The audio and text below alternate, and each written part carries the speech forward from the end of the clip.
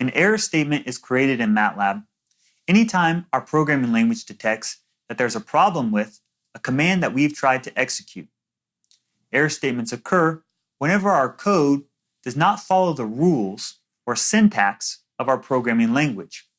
Essentially, our computer can only interpret specific ways of putting together numbers, letters, and symbols as part of our programming language. If we don't follow those rules, then it doesn't know what to do. These error statements can occur for a number of reasons. Initially, it might be difficult to understand the meaning of these statements, but as you get more familiar with them and experience with programming, these error statements are actually very helpful feedback about troubleshooting issues or problems with your code when you get to more complex things. Let's go ahead and look at several different error statements that could happen, even just based on the simple commands that we've experimented with up to this point. Let's have a look at several different error statements that can occur for various reasons.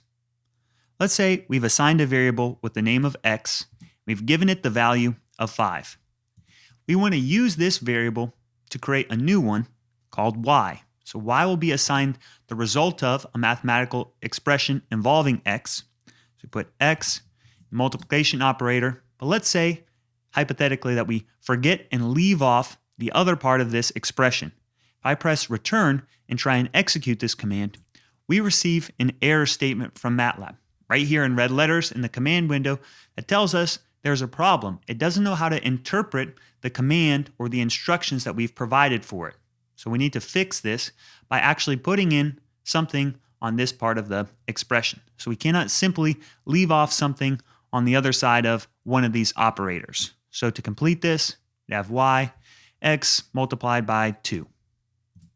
Now that we filled that in, this expression will work properly. MATLAB knows how to interpret this statement when we use this operator. Similarly, let's say we were going to create another variable z, which is going to be the result of x plus some other variable m. So I'm going to want to use m here, but if we look over at our workspace, right now we only have variables x and y. There's no other variable m. So when I try and execute this, MATLAB is going to look in our workspace, look in memory for a variable that has the name of m and try and plug in the value here. So I go to execute this. It says there's an undefined function or variable m. Each error statement that we receive for different reasons will give us different feedback. Initially, it can be complicated or confusing to understand what each of these statements mean. But as you get more experience, this feedback is actually very helpful for troubleshooting and figuring out what problems that you have in your code to fix. So let's look at some more examples. Let's say we want to create another variable here. How about w? It's assigned the result of mathematical expression 2 plus 3 times x.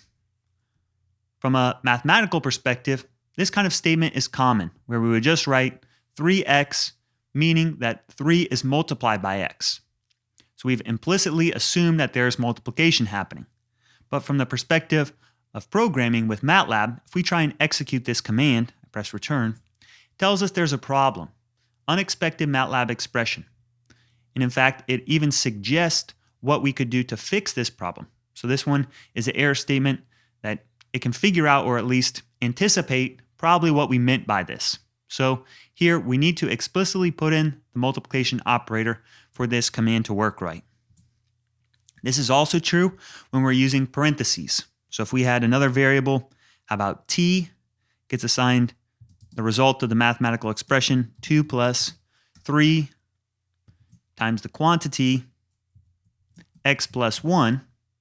Again, we can't leave off the multiplication symbol. It will even suggest for us this is the proper way that this statement should read. So you have to be careful about this.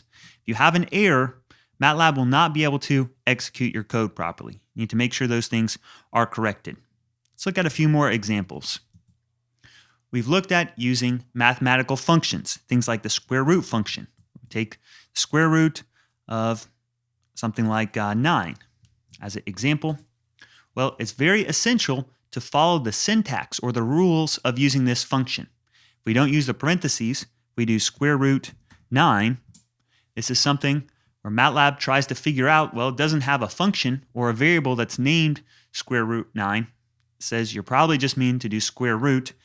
We need to follow the rules to use parentheses and then put in our value or our variable inside of the parentheses.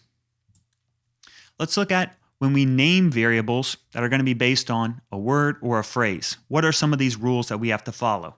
So as an example, if we want to put together a phrase for our variable like number of samples, we could do num of samples. And here, because it's a phrase, I've inserted some spaces between the words to see what happens. So let's try this out.